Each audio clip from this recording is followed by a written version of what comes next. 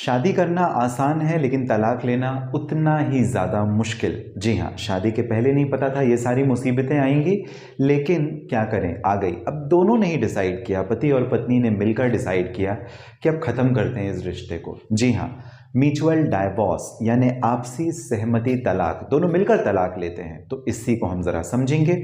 अगर आप हिंदू हैं या स्पेशल मैरिज एक्ट में शादी की है या इस्लामिक या मुस्लिम लॉ के अंदर की, क्रिश्चियन लॉ या पारसी लॉ में की, किस कानून के अंतर्गत किस सेक्शन में आप केस फाइल करेंगे, क्या होगी प्रक्रिया, केस लॉ के बारे में ज़रा समझेंगे और रेजोल्यूशन के इंपॉर्टेंट स्टेप कैसे शॉर्ट आउट करें उसके बारे में समझेंगे। नमस्कार, आप सभी ने शुरुआत लीगल एडवाइस में अशोक पांडे के साथ में की है और इस पर्टिकुलर वीडियो में हम डिटेल में इस पूरे म्यूचुअल डाइवोर्स के फ्रेमवर्क को ज़रा समझेंगे।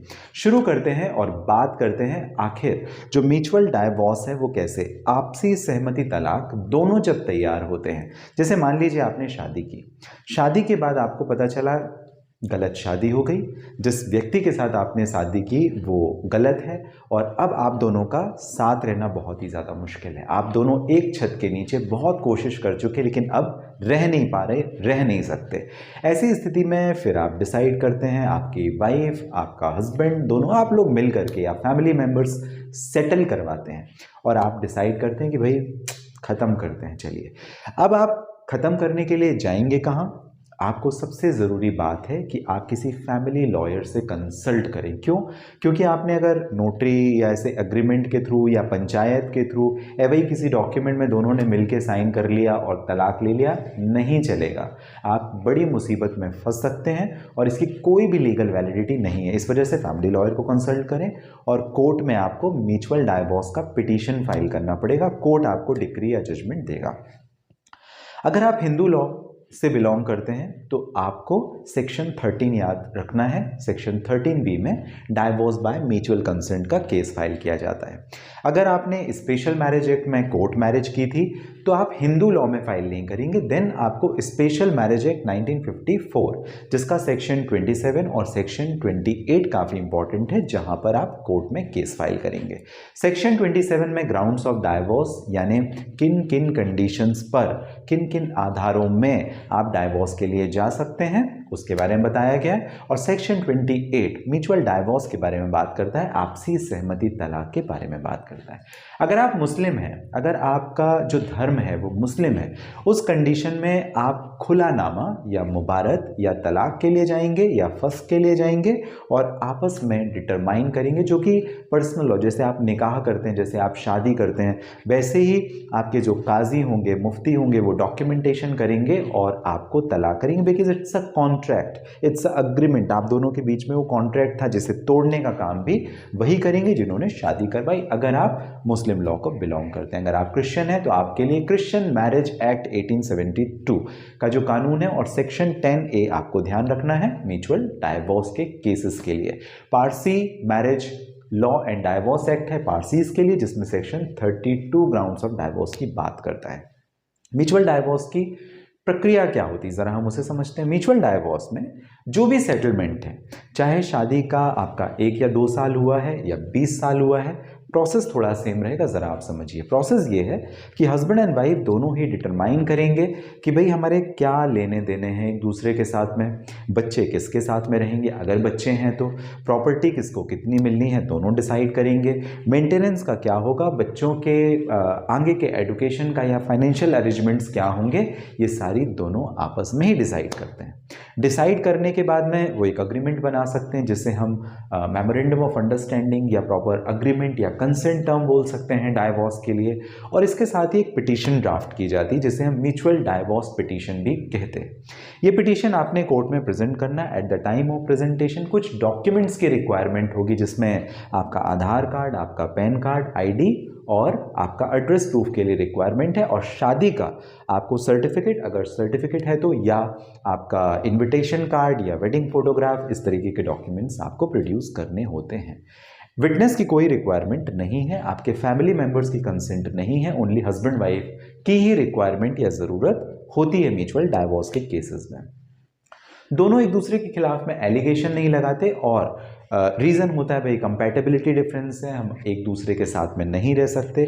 2 सेशन होते हैं, जैसे आपने कोर्ट में पिटीशन फाइल किया, देन कोर्ट आपका फर्स्ट मोशन ऑन एफिडेविट लेती है और सेकेंड मोशन 6 महीने बाद की डेट एक आपको देती है।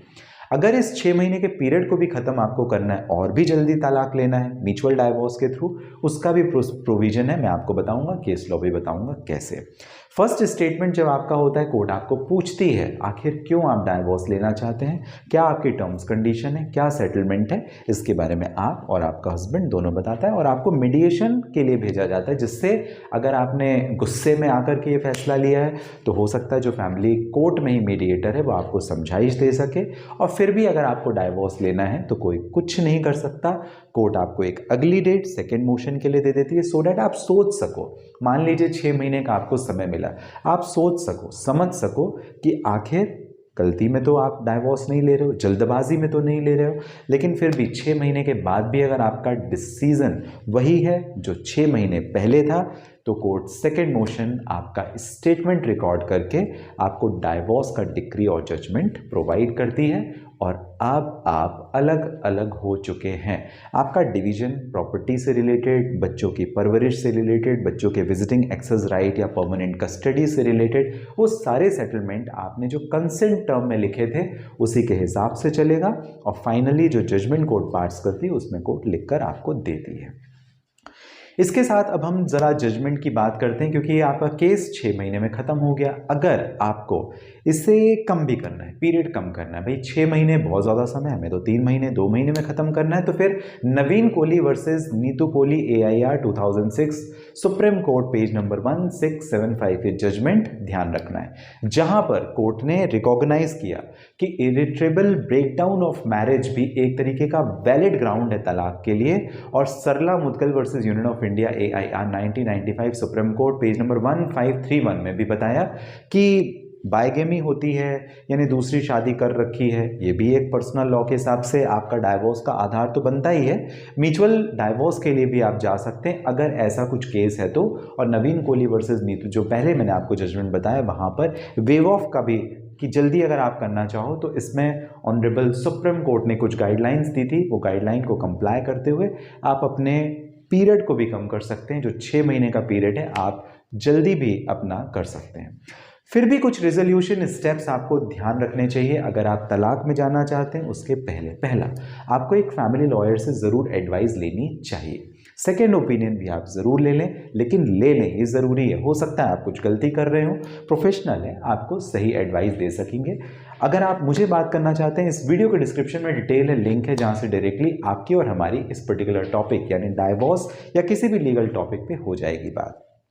सेकेंड, आपको डाइवोर्स का जो केस है ना वो कोर्ट में ही फाइल करना है। ऐसा नहीं कि आपने पंचायत से तलाक ले लिया, आपस में बैठ करके कागज़ में साइन करके और नोटरी वाला ले लिया, वो नहीं चलेगा, उससे आप बड़ी मुसीबत में फंस सकते हैं। तीसरी बात, जो कोर्ट की हियरिंग है आपको पर्सनली अटेंड करनी है, मीडिएशन सेशन में ज़रूर जाना है, आपकी तरह से जो बात है वो ज़रूर बतानी है। चौथा, आप डाइवोर्स का जजमेंट और डिक्री जो कोर्ट ने अप्रूवल दिया है आपको डाइवोर्स का, वो ज़रूर संभाल के रखें, उसकी सर्टिफाइड कॉपी, क्योंकि जब आप दूसरी शादी के लिए जाएंगे तो आपको ये डिक्री काफ़ी इम्पॉर्टेंट है, वो आपको ज़रूरी तौर पर लगेगी। आपको ये जानकारी कैसी लगी मुझे ज़रूर कमेंट बॉक्स में मेंशन कीजिए एक बार। फिर अगर आप किसी भी लीगल प्रॉब्लम से रिलेटेड मुझे बात करना चाहते हैं, इस वीडियो के डिस्क्रिप्शन में डिटेल लिंक है जहाँ से डायरेक्टली आपकी और मेरी हो जाएगी बात। मिलेंगे अगले किसी वीडियो में, तब तक के लिए आप सभी स्वस्थ और सुरक्षित रहें। आप सभी का विशेष धन्यवाद जो आपने कीमती समय आपका मुझे दिया।